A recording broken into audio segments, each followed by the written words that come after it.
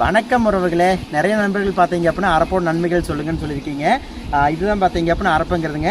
இது வந்துட்டு அந்த காலத்தில் வந்துட்டு இயற்கையான குளியல் பொடிங்க. இதில் வந்துட்டு எந்த கெமிக்கலும் இல்லை.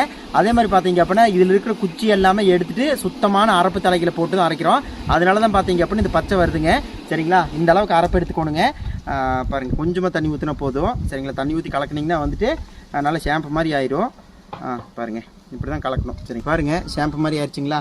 இது வந்துட்டு அப்படியே நம்ம தலையில் போட்டோம்னா போதுங்க.